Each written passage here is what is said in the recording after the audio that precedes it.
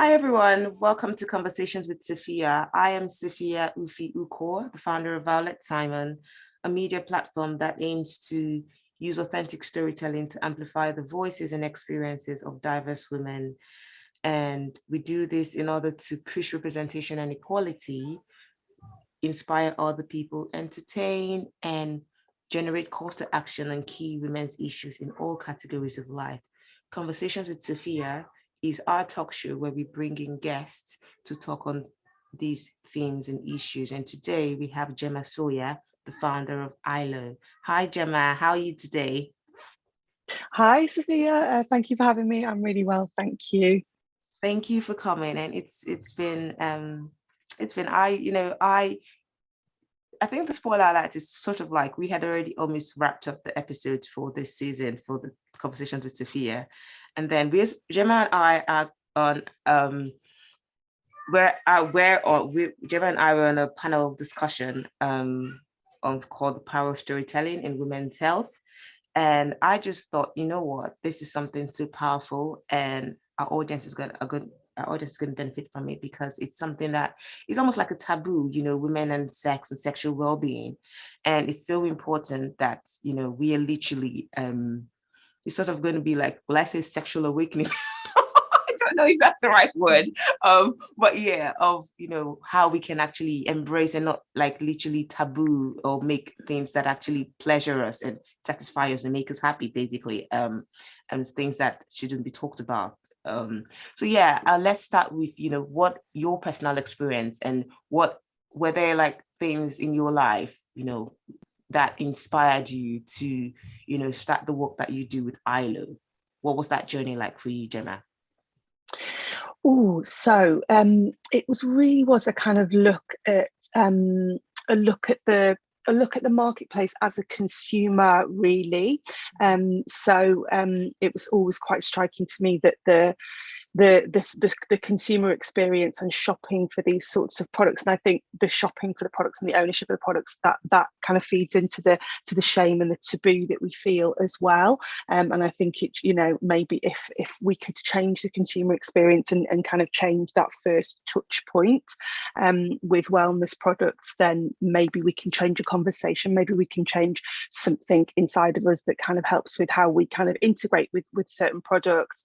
So it really was a kind of a look at the marketplace and thinking, well, I could go to some of these shops and I always feel why do I feel a kind of certain way when I'm in these shops and looking at the sorts of products that are available in these shops and thinking, well, they don't quite suit me. That's not what my kind of lifestyle as a consumer kind of looks like. So I wanted to do something to change that. I want to change the conversation and I want to make change around this shame that we feel and around the taboos that we feel. And if I can do that in some small part along that journey, then that's what I'd like to kind of get on with, really. Well, that's amazing. It's amazing you actually talked about shame, because I was going to just ask that question, because I personally, I think even maybe from my cultural background, it's just something so, it's almost daring, like, because you're taught that, you're not taught about the fact that you can pleasure yourself, right? You're taught about the fact that the only person that can pleasure you is a man. And even the idea of walking into a store to actually look for, sex toys, starting with that. So let me ask, what was there like, what was your first experience when you actually wanted to go and get like a sex toy? Like, was there like, were there levels to that, like in terms of shame, or it was just something you were just like, what, this is what I want to do? What was that experience like for you the first time around? Yeah. Well, I think I'm kind of the early sort of generation of the internet, really. So it was kind of done online. So ILOH is online at the moment, although I would like a sort of bricks and mortar store. But I guess kind of early on in my kind of teenage life, where I come from a really, really small town, but there was still like and summer's there, and there was usually towns have a kind of localized, more kind of small business feel in a sex store, really, and just always thinking, well, that's kind of not that's not for me. I don't kind of belong in there. And there would have been that kind of teenage girl kind of tittering or kind of walking past. And I wonder if I don't know if my mum would have had an Ann Summers party. I don't know, or she maybe went to one, maybe, and just Hmm. even then, just still thinking, well, that's still, that's quite taboo. But yeah, I think it does kind of start quite early that we're not really taught. We're not taught very well in schools, I think, and I think I would kind of bunch sexual wellness excuse me, into menstruation as well, and we're not taught a great deal about menstruation as well. So that's why we still have even shame going to a supermarket or going to a chemist and buying what we need, each month. So that, I can remember that feeling when I was younger as well, that having to buy those sorts of products in a supermarket, or having to ask a kind of family member to, how weird that was as well. And that's that still kind of goes on today, when we just seeing the corner turning of blue fluids being used to depict menstrual fluid on the television. We're only just seeing a change in that now. Absolutely. It didn't even occur to me. That is true. Because growing up, you see the ads and it's blue fluids, and it's like, okay, well, my blood is not, my Mm, blood is red, not blue. I'm not an alien. mhm, So, mm. yeah, that's true. And what is the name ILO is quite, LT. It stands out. So what is behind the name ILO? It doesn't mean anything. Excuse me. No No, worries. it doesn't. It's just a sound. Yeah, I work with a very close friend who's the creative director, and when we had our big sheets of paper out and kind of playing around with things. I think I'd done that classic thing of putting words into like Google Translate into different Oh, yeah. to look at different languages, and I think ILO is Finnish for pleasure. I Mm. don't know why I stuck on that. I'm not Finnish. I've got no associations with that with a country, and so that was a kind of working title for a while, and then we started worked like put an E on the end and put a H on the end and settled with that. But yeah, it's just a sound. It's not actually got any deeper meaning. Oh, yeah, but from what you've said, the way it still has something to do with pleasure from the Finnish word. Yeah. Yeah. Speaking of, women's well-being and sexual well-being and the shame, the shame that goes with um sexual well-being and wellness. What are the things that you've seen since working, or since founding ILO, that you would say you think there needs to be like a change in mindset in terms of women and their sexual the relationship with women and their sexual well-being, because sex Mm, is well-being, basically. It's a way of mm, release or something, and it's pleasurable. But for most yeah. women, it almost seems like it's a duty, sometimes, especially when you have the mindset that um you have to have sex with a person, rather than sometimes you can just want to pleasure yourself, right? Mhm. So what do you think about that? I think we probably need kind of more kind of honest depictions and more honest conversations in the media. I would say there's not a great deal of representation of kind of females' pleasure, I would say, in television or in film. When I was growing up, it was a very kind of, I guess, sex scenes were kind of very I don't know, were very kind of prescribed and very quick, Yeah. I guess. And I think that that does, if you are kind of tuned into media as a teen, and that's where you get a lot of your talking points from, or a lot of your kind of exploratory points from, then I can see why there's that kind of disconnect. Although it's a really long line of shame, I think. Some parents would really struggle to speak to their children about pleasure, because if they've had a poor experience, that shame, I think, is quite deep rooted. So they find it quite difficult to kind of deal with their children when their children start I guess having sexual feelings, which is quite early, but we don't know how to remove the kind of, I guess, the sexualization away from growing, I think. So I think shame can quite start early, and can start quite early. And then if it's kind of not really discussed, and it's quite closed off, that conversation is quite closed off, I can see why we're in the position that we're in. And I think to change that is just about opening kind of more kind of methods of communication. I agree with what you've said there, that it's, you know, families find it really easy to sit around and talk about someone that might be pregnant within a family, and, you know, getting pregnant kind of comes from sex, and that sort of conversation is allowed. But, you know, if you were to kind of talk about you know, having sex for reasons not of procreation, then that's where people find it quite difficult. So yeah, it could be just opening up a conversation, and I think the amount of times where I've just been at a networking thing or been at kind of something, and somebody's opened up to me, and we've had a kind of really nice open conversation that feels quite safe. I think, you know, there's a real kind of safety element to it, that this is a very private thing that people have, and they think that all of their thoughts related to that should be in private, when it would be good if we could have a bit more of an open conversation, a safe conversation. Yeah, and you know, when we're talking about sex as well, you know, there was something I was reading where it's, I don't know where I can't remember the article I was reading. It talks about how a lot of women fake orgasms, for example, and you know, and in respect to that, and in terms of, you know, our sexual well-being, you know, I think sexual well-being kind of has a lot to do with authenticity as well. And what do you think? What would you say to women, for example, you know, who are trying to, because you find that in certain, you know, even older women, for example, you've lived a life of not being authentic to yourself in terms of what pleasures you.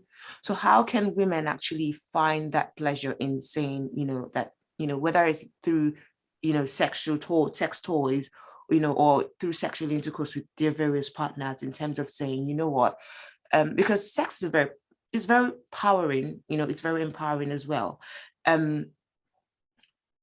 But how can women feel like, you know, they can actually be true to what they feel in their body about themselves, about the pleasure that is being given to them, or the pleasure that they give to themselves? What do you think? How can women approach this for themselves? You know, because I want to talk about this from a point of view of not relying on somebody else to pleasure you, but you pleasuring yourself. How can women do that? Yeah, well, I think if people are in a position to go back and to research a little bit more, so to go and there's some, oh god, the names will escape me because I'm talking about it right now, but there's some incredible books about women kind of connecting with their body, and about the kind of power of pleasure. You might have to put them in the notes or something. I can't remember them off the top of my head because I'm talking about it. But yeah, if you are in a position to kind of go back and to do a bit of researching yourself, and I think I kind of come at that from a position of, you know, if you've kind of grown up within, or if you've kind of come of age within this kind of shame factor, you know, I could say to you, go and buy this product and just touch yourself with it, and if you haven't got that connection with it, that's not going to do any good. So if you can start from a place of kind of education and research, to go and try and get rid of a bit of that shame. So, you know, some people need to understand that this thing that they're doing isn't shameful, or isn't wrong, or yeah, so you might need to kind of go back a little bit earlier than just buying a product and trying to make it work, I think. That's so important, actually. Absolutely, I agree. And then we're talking about, you know, women who, for example, have experienced sexual trauma. I'm, for example, I'm a victim of sexual abuse, and it took me a while, a very long time, for me to it's still, you know, sometimes I still have this out of body experience, even though it's been years since that happened. And, you know, sometimes, you know, because of the culture we live in sometimes, and all the victim blaming, you blame yourself for, you know, the abuse that you deal with. And then so many things go on. There's, for example, you're not probably like even having any regard for yourself or your body, because you just feel like, well, you know, there's nothing anymore. They've taken it all. And then there's also the idea of, because when you're being, you know, sexually abused and assaulted, there is no pleasure in that, right? And it makes you wonder, it makes you question yourself, it makes you resent the very thing that is supposed to be you know, that you're supposed to enjoy. And then for people, I think maybe you probably in a way answered the question, so from when you were talking previously. But when we go back to that, for example, of saying a woman who has been, you know, assaulted, and wanting to find herself again, find, the things that make her her, the things that excite her, with sex.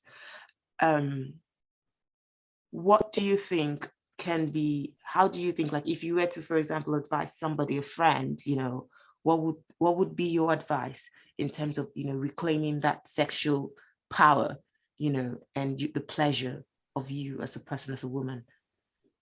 It's such a difficult question, because it's so personal. It should be, treated so cautiously and so sensitively, I think. But I guess it's about time, isn't it? And listen to your body. And I think there isn't a sort of a blanket cure all, or almost like a 10 steps to feeling like you've reclaimed your body. But I guess listening to your body. If you don't want to do something, then nobody should be able to tell you, oh, by this point, you should be able to feel like this within yourself. So I guess it's about time. I guess you'd have to go through a number of steps to feel like you were reclaiming your body, and not just in trying to recenter pleasure, I guess. So it might be a number of different things, like you're taking care of yourself and being kind to yourself within every kind of aspect of your day, I guess, and not just in relation to getting in touch with yourself sexually. Again, it's such a difficult and such a long process, I think. But I guess listen to your body, taking time, and that's not doing something is taking ownership on your body, as well as kind of doing something. So I think it's about time, and about about support if you are in a position to seek outside of support, through therapy, if you are in a position to kind of access that, or if there's any kind of support groups and things that you can access. I think being in the space with other people that have gone through that would be really helpful, I think. Amazing. Yeah. But yeah, and then let's get to the fun part. Speaking of ILO, what are the favorite products that you recommend? Well, our bestseller, and it is my favorite, is our vibrating necklace. Vibrating necklace. Which oh my is, God. yeah, that's right. I feel like yeah, I'm so in some episode of 50 Shades of Grey. It is. It's a fabulous product. I'm not going to reach over and get it, because I might collapse my kind of setup. I was actually going to ask I've got here. Can we see? All right, hang on. If I can do it, hang on. I'm going to have to reach over and hope this setup doesn't fall off the bed. Hang on 1 second. Ooh, hang on.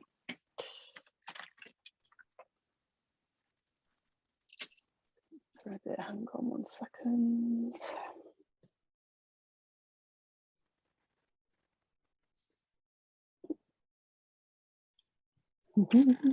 Ooh.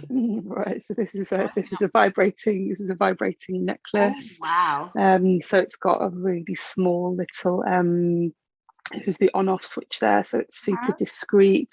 And it's a bullet necklace for external stimulation. Really, for such a small product, it's really powerful.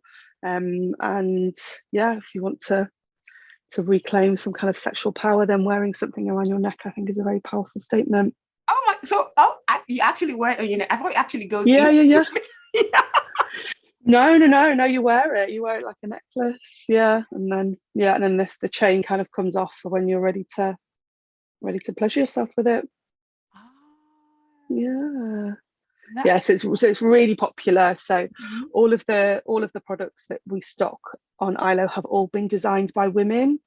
And I think that's something that's really important. The sexual wellness spaces, the large companies are kind of very dominated by men at the kind of helm of them. So all of our products, and they're quite solutions focused products as well. So the designers of the products, or the creators of the products, have had a kind of specific issue that they've wished to address. So they've created a product kind of in relation to that, really.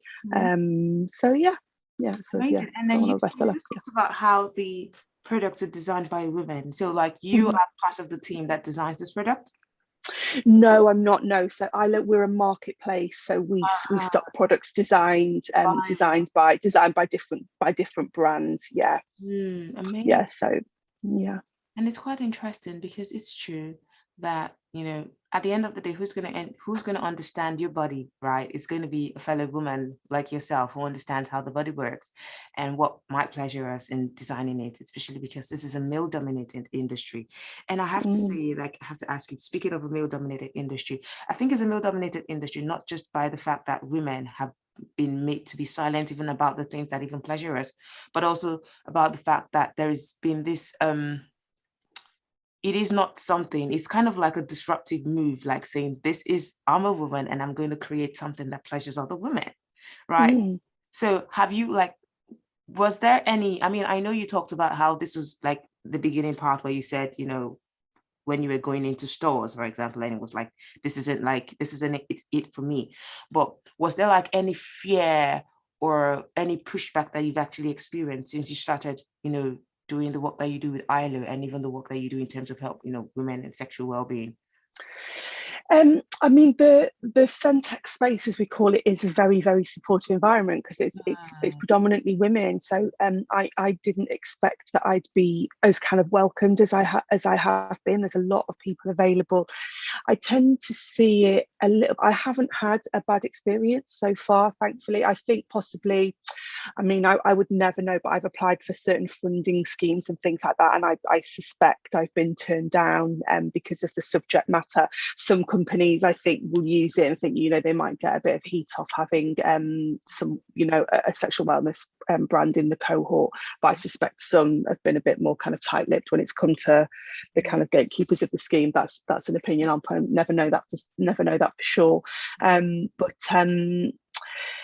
it's more recently, so I'm a lockdown business, so it's more recently when I've started doing pop-up events and getting to meet the kind of ILO community in person. There's a couple I have to be really kind of careful. So if you're in a kind of a line of stalls set up in a pop-up space and you can see people as they kind of eye down the line and that they might not necessarily want to enter into that conversation. And I think the last one that I've done, I think there was three kind of youngish girls, probably in their 20s, and they had a male friend with them who was really kind of I think was probably embarrassed and was just making really poor jokes. And after about the third joke, one of them went, "Stop it, this is serious." It was just making these really kind of, he's probably in his 20s, but was making these really kind of teenage boy comments. But yeah, I guess I'm quite lucky that that's all I've had. But I would be looking for investment soon, and I think that's going to be another battle altogether. Yeah, probably quite difficult within the investment space. Oh dear, but yeah, I'm sure. Good luck with that. I hope it works out well. Let us know if there's anything we can do. And in terms of what would you advise or give? I think maybe I've covered it, but what would you say to women generally, in terms of, you know, both women who are women generally in terms of reclaiming or embracing your sexual, you know, embracing pleasure and embracing, you know, sexual well-being basically, and also in regards to, you know, understanding that sex and pleasuring yourself is not a taboo. What would you say to other, you know, to people listening? First of all, I think kind of look after yourself and your sexual wellness. So I've joined with a company called Luna this month. So September is gynecology awareness month. So make sure that if you're due for a smear test or if you're due for your first one, that you're up to date with that. That's really, really important. It takes a couple of minutes. And if it's something that you really struggle with, really discuss that with your doctor or take somebody with you and that can really support you in that. So make sure right from the very beginning that you're healthy. And if there's anything that kind of doesn't feel quite right within the vulva, then again, really, really do try and speak to a healthcare professional about that. That eradication of shame, I think, kind of starts there. And then I think in terms of kind of self-pleasure, I think spend as much time with yourself as possible, work out what you like yourself, and then when you are the partner, you should be able to kind of communicate what it is that you like without having to just go along with somebody else's whim. I think that's really important as well. That's amazing, and that's really important and insightful insight. Thanks, Jemma. And I think we've come to the end of this episode. Thank you so much, Jemma, for coming on the show, for talking with us and giving us lots of insights and on, sexual well-being, which is, I think this is one of the most crucial aspects of our day-to-day life, basically. And I think it's so important that although women are able to feel comfortable in their skin, and I think it starts from that, actually, being comfortable in your body, being comfortable in your skin. And I think a lot of women probably are not comfortable in their body and in their skin, and that's why they're not able to find that um um pleasure in themselves becomes like something that they don't think that they deserve. But I mean, from what Gemma is trying to say here and has said, it's, you deserve it. You're deserving of pleasure. You're deserving of everything, and you should look after yourself. And looking after yourself is not just by watching a movie, it's also by pleasuring yourself as well. So please please visit ILOH. And she's also recommended a bestseller of the products that they sell. So please, and if you have any questions, if you've got any if you see any other products on their website that you would love to you need advice basically on products that you might be wanting, you can reach out to Jemma on their website and their email address, which we're going to include in the description of this this episode anyway. So I hope you've enjoyed today's episode. Once again, I am Sophia Ufi Uko, and Jemma Sawyer, who is also the founder of ILOH, was with us today. And today we're talking about sexual well-being for women. Until next time on Conversations with Sophia, thank you for listening. Thank you for watching, and have a lovely, lovely day. Bye.